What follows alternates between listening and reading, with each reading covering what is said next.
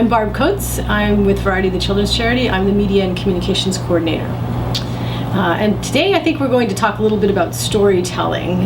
One of the biggest mistakes that I see some PR professionals doing, and this has come from my background when I worked in the news, in the media and television, is companies try to get you to tell their story, but what they do is they send you a media release with facts and information. They don't actually tell you a story.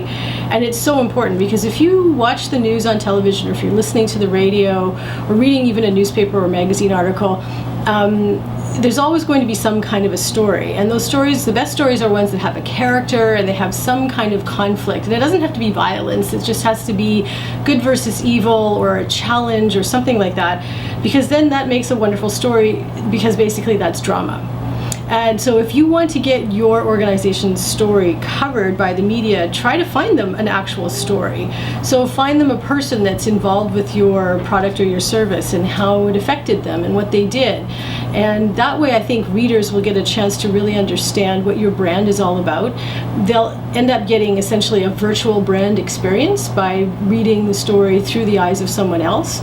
And when there is a character, it's fun because readers can then identify with that person. They can say, oh, I understand that. I see me in that story. I understand what that person felt. I felt that way too.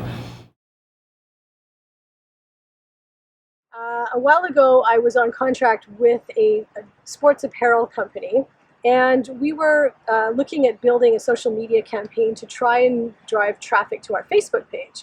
So I invented a contest that we thought would basically be something that people would be interested in participating in. We were at a conference where I set up a little mini studio with a camera and lights and a monitor, which attracted passersby to come and talk to us because they thought it looked like TV. And I asked these people what they did to up their game, which was the company's tagline, and got them to explain to me how they improved their performance as an athlete. These clips were posted to our Facebook page, and I told the kids, if you like the page and get your friends to vote for you, if you have the most likes after a certain period of time, you will win the contest, and this company will outfit your entire hockey team with performance apparel. And that was a very attractive prospect. So the contest took off. We had a ton of traffic on our Facebook page, but the problem was one of the kids that I had filmed decided that he was going to share his comment on his own Facebook page where we could not see the voting activity.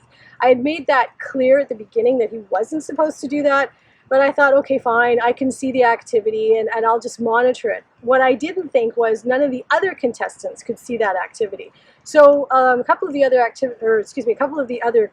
contestants who were in the lead, they stopped getting their friends to vote because they thought they were winning the contest. And when they found out that they had lost the contest because this other kid won, they were really angry. And the backlash on Facebook was enormous. And this, of course, had the potential to really grow because, as we know with social media, it's it can really grow exponentially, and then you're in trouble. So I realized, okay, we made a mistake. How are we going to? Well, I made a mistake. How am I going to deal with this? So again, following my advice, I took ownership of the error, and I apologized for it.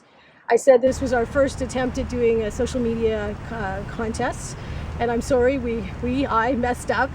So what we'll do is we'll try not to make the mistake again, and we'll compensate you with a secondary prize. Are you okay with that?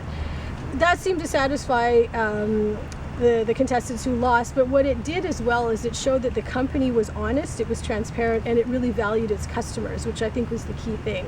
So there was good learning in that for me, and it just proved what I've always said, is that transparency is extremely important, and if you do make a mistake, take ownership of the error and fix it. That's all that people want to see.